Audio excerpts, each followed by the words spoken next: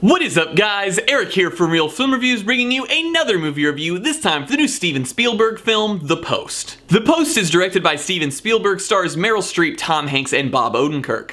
It tells the story of the Washington Post during the 1970s after the Pentagon Papers had leaked, which basically detailed a ton of government secrets and lying during the Vietnam War. The war was still going on at this time during the Nixon administration, and as the New York Times was telling this story, the Washington Post was basically making the decision as to whether they would join the New York Times in it, because if they did, they would be taken to the Supreme Court to decide whether or not they had put American lives in danger. We follow Meryl Streep, who is the head of the paper after her husband's death. Tom Hanks is the editor-in-chief of it, making decisions, and between the two of them, who sort of butt heads consistently throughout this, they have to make a decision as to whether or not they're going to stand up for freedom of press or whether they are going to back down and let the government win.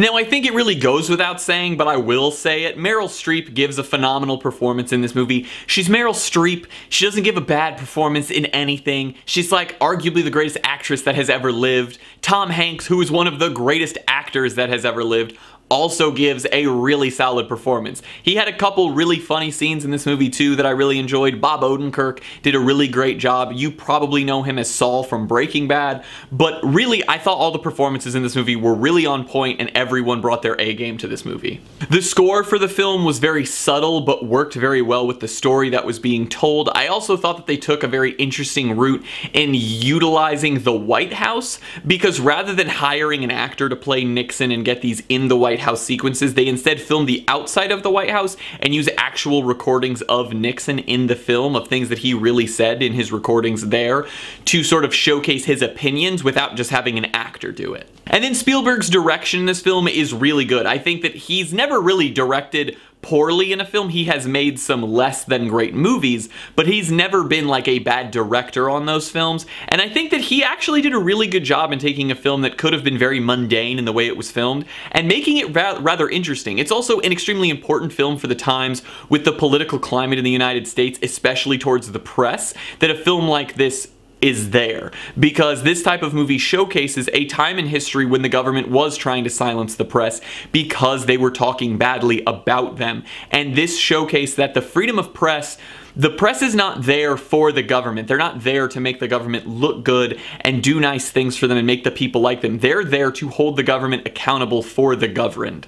Now, this movie obviously doesn't have much wrong with it. It's a very middle-of-the-road film for me. My only issue with it is that the whole film revolves around this extremely important constitutional case of freedom of press against the government who's trying to silence the press. Yet the film focuses almost all of its time on the beforehand. It focuses on the research, them getting the papers, them doing this, doing that, and all of these other things. And it's not really a spoiler how this movie goes. I'm not going to say it, but if you know history, then it's probably pretty aware of how this all went down. But I just thought that the fact that they showed all of this in the first two acts, and then by the time the third act rolled around, they left almost no time for this court case, and it was just kind of like over like that, and then the movie was just kind of done. And honestly, the ending was solid. I thought the movie was good. I just sort of felt like I would have liked to see more of the detail behind the court case, being as that is sort of like the monumentous moment of the film. I'm gonna give The Post a B. I think that this is a really solid historical drama that does its job. It gets across the point that it's trying to get across. It had really solid performances, and it was directed really well. I think Spielberg is one of those directors that has somehow fallen into a place where he can make a movie like The Post that is better than 90% of the movies that come out, but because it's Spielberg, it's sort of just hard to be like, it's the greatest, because you know the greatest things he's ever made, and this movie is perfectly good. Like, I would recommend it to everybody. You learn some stuff about history, and it's told in an interesting manner. And I honestly think that that's what it needed to do, and it did its job. And of course, we're gonna hear more and more about this movie as awards season goes on. Well, guys, as always, I'm Eric. If you enjoyed this review, please do like, subscribe, comment down below what you thought of The Post, share everything we do here on Real Film Reviews, and I hope to see you guys later.